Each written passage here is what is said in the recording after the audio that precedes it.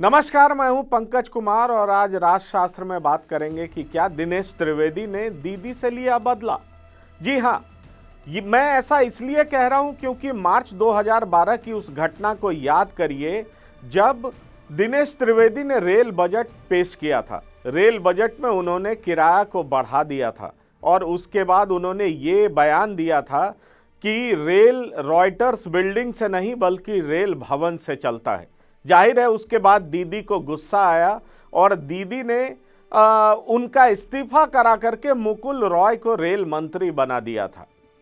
हालांकि दिनेश त्रिवेदी जिन्होंने जो रेल बजट पेश किया था उसकी चारों ओर तारीफ हो रही थी। मनमोहन सिंह ने तारीफ की थी, कांग्रेस पार्टी ने तारीफ की थी, किसी भी यूनियन और संगठन ने इसका विरोध नहीं किया था। और खुद दिनेश त्रिवेदी ने कहा था उस समय कि पिछले 8 साल से रेलवे का किराया नहीं बढ़ा है और अगर किराया नहीं बढ़ाया गया तो पूरा सिस्टम ही बैठ जाएगा। जाहिर है उसके बाद ममता बनर्जी ने इसको अपने खिलाफ विद्रोह माना और दिनेश त्रिवेदी का इस्तीफा ले लिया उन्होंने और दिनेश त्रिवेदी का जो रेल मंत्रालय है वो उनसे छिन गया। 2015 में जब नरेंद्र मोदी की सरकार बनी तब भी ये कयास लगाया जा रहा था कि दिनेश त्रिवेदी ममता दीदी को छोड़ करके बीजेपी ज्वाइन कर सकते हैं। वैसे ऐसा हुआ नहीं। पिछले साल 2019 में लोकसभा चुनाव हारने के बाद पिछले साल अप्रैल में दिनेश त्रिवेदी को राज्यसभा भेजा गया।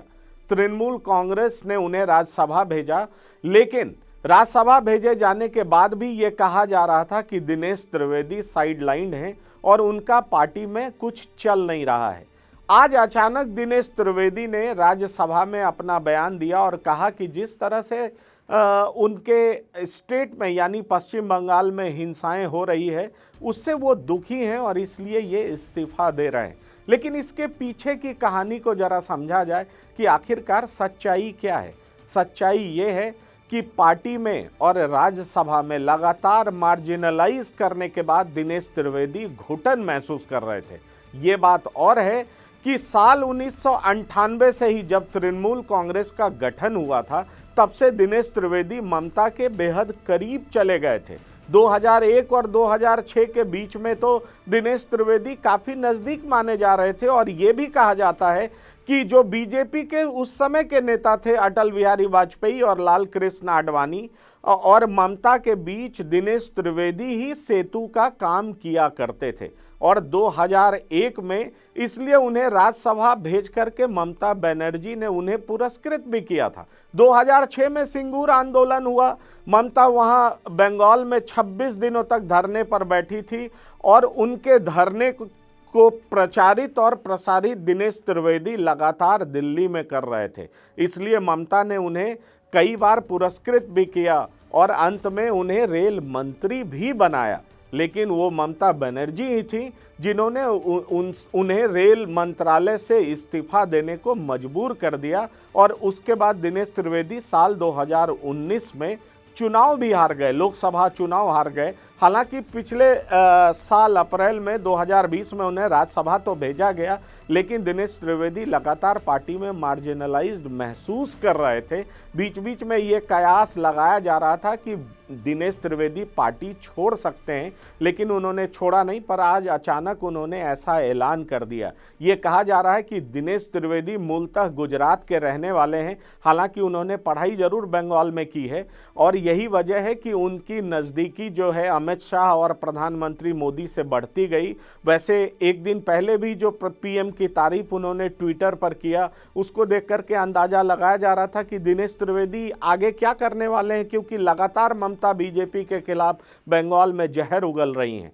तो साफ तौर पर जिस तरह से ममता ने साल 2012 में दिनेश त्रिवेदी को हटाया था और दिनेश त्रिवेदी पार्टी में मार्जिनलाइज थे, तो दिनेश त्रिवेदी भी उन नेताओं में शामिल हो गए हैं जैसे कि मुकुल रॉय, शुभेंदु अधिकारी और 2 सप्ताह पहले 5 बड़े नेता राजीव बनर्जी, घोषाल, इन तरह के तमाम ऐसे नेता हैं जिन्होंने बीजेपी ज्वाइन किया है। तो दिनेश त्रिवेदी भी उस कड़ी में शामिल हो गए हैं। अब ये देखना दिलचस्प होगा कि दिनेश त्रिवेदी क्या टीएमसी उन्होंने छोड़ा है। अटकलें जरूर लगाई जा रही है कि वो बीजेपी में शामिल हो सकते हैं, पर अभी तक ये पुख्ता खबर नहीं है। हालांकि जो बीजेपी के प्रभारी हैं कैलाश विजयवर्गीय, उनका कहना है कि 1 साल पहले उनकी मुलाकात हुई थी और दिनेश त्रिवेदी टीएमसी के हालात पर चिंता जाहिर कर रहे थे, प्रदेश की हालत पर चिंता जाहिर कर रहे थे, दुखी थे। अगर वो बीजेपी में आते हैं तो उनका स्वागत है।